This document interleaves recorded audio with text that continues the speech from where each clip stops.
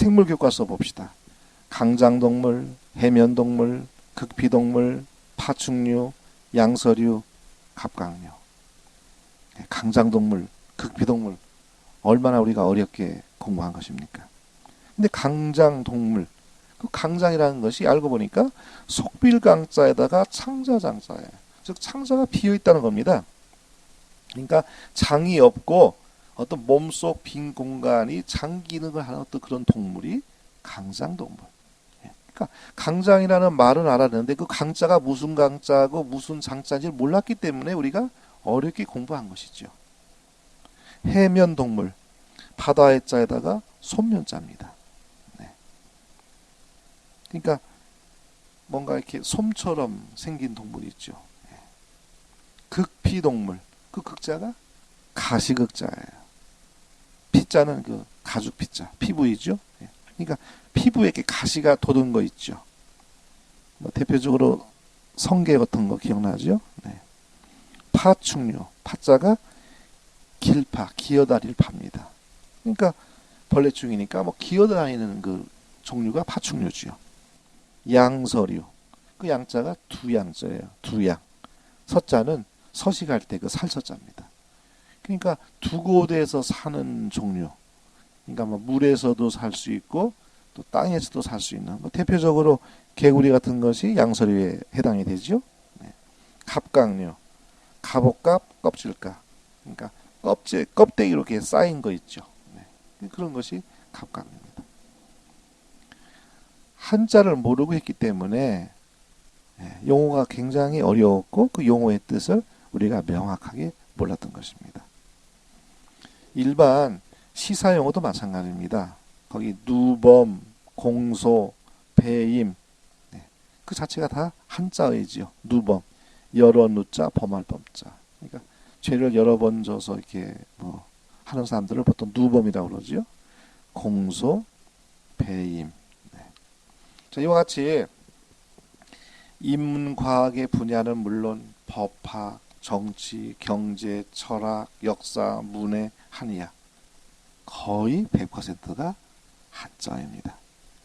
한자를 모르고는 제대로 정확한 지식을 섭취할 수 없는 것입니다.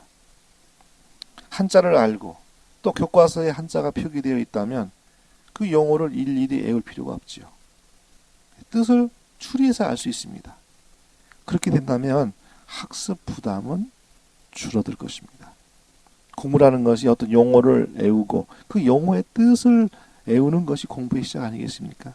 근데 한자를 알게 되면 일일이 외울 필요가 없어요. 용어의 뜻을 모른 채 외우는 것은 괴로운 일입니다. 하지만 한자를 안다면 그 한자의 의미를 추구하는 탐구 과정이 되어서 뇌를 자극하는 추리 과정을 통해 사고력이 향상되어 지능이 발달하는 것입니다. 그래서 보통 한자하고 논술이 동전의 앞뒤면처럼 논리적인 사고력을 키울 수 있는 것은 한자입니다. 한글하고 영어 같은 경우는 거기에 뜻이 없어요. 하지만 한자는 뜻이 있습니다. 함수, 무슨 함자지, 무슨 숫자지. 상자 함자입니다. 방금도 얘기했죠? 가시광선, 무슨 가짜지, 무슨 시자지. 적외선, 무슨 적자지, 무슨 외자지, 무슨 서자지. 이렇게 스스로 생각하면 일일이 외우지 않아도 그 용어의 뜻을 정확하게 유추할 수 있습니다. 이렇기 때문에 사고력과 논리적인 어떤 그런 능력이 발전해서 두뇌가 좋아지는 것이죠. 그래서 우등생이 되기 위해서는, 올바른 지신이 되기 위해서는 한자는 절대적으로 알아야 됩니다. 해도 되고 안 해도 되고 하는 것이 아니라 반드시 해야 됩니다. 한자는 모든 지식의 근본입니다. 모든 과목의 도구 과목입니다. 훌륭한 도구를 사용할 때 효과적으로 어떤 일을 성취할 수 있죠. 한자를 알게 되면 모든 과목을 잘할 수 있는 그런 기초가 튼튼히 쌓아지는 것입니다.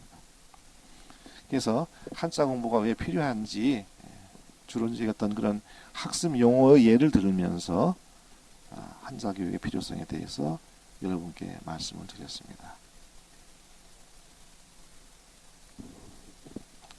한자를 할 때 공부가 무척 쉬워진다는 한 가지 또 동아일보 기사를 잠깐 소개하겠습니다. 2009년 12월 31일자 보도인데요. 좀 읽어드리면 그렇습니다.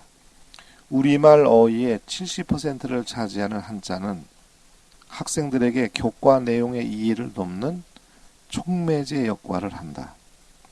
평행사변형, 입법처럼 한자로 된 개념과 용어를 배울 때 한자의 뜻을 알면 학생들은 그 의미와 원리를 더 쉽고 빠르게 이해한다.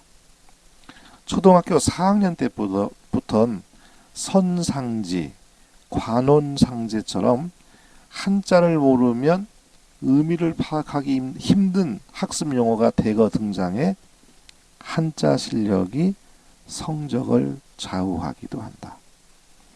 한자를 아는 학생은 용어와 개념을 이해하지만 그렇지 않은 학생은 달달 외울 수밖에 없기 때문이다.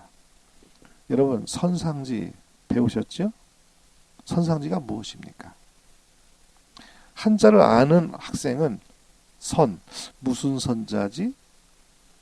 무슨 상자지? 무슨 지자지? 이렇게 추리합니다. 네. 만약에 한글 옆에다가 한자를 함께 써놨다고 한다면 이것이 부채선자에다가 모양상자에다가 땅지자구나 이렇게 이해합니다. 그럼 외울 것도 없죠. 부채 모양이 땅이구나. 관운상제도 마찬가지입니다. 네. 근데 이 한자를 모르게 되면은 그냥 용어를 외워야 되죠. 우리 어떻게 외웠습니까? 거기 설명되어 있는 것처럼 강에 의해 운반된 자갈이나 모래가 퇴적돼 만들어진 부채 모양의 지형 이렇게 외웠죠. 근데 뭐 그렇게 외울 게 없습니다. 그냥 부채 모양의 땅 모양 그 지형, 부채 모양의 땅이 선상지구나 이렇게 이해하면 됩니다. 거기 국가공인 2급에 합격한 그 경기 용현초등학교 3학년 김지혁 군 평균 성적이 97점 이상을 아주 우등생입니다. 근데 이 초등학교 3학년밖에 되지 않았는데 이 김군은 개념이나 용어의 뜻을 암기하지 않는다고 그랬어요.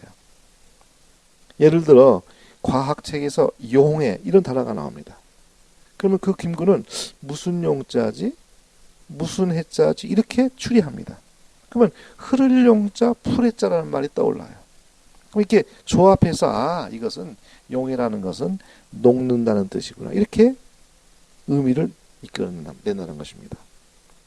이와 같이 공부를 하다가 책을 읽다 새로운 어휘나 개념을 발견하면 한자의 뜻을 떠올린 다음 그 단어의 의미를 추리해서 전체 맥락을 이해합니다.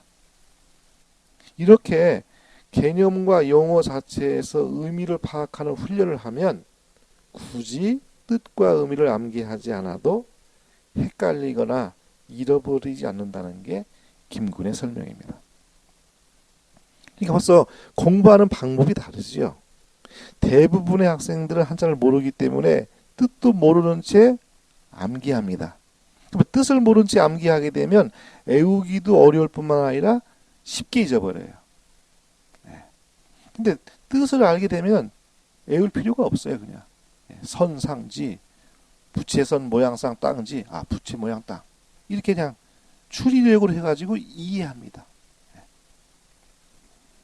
다른 것이죠. 거기 법대 새내기를 위한 한자 공부 방법 네이버 지식인에 실린 내용인데요. 한번 또 좀 보시겠습니다.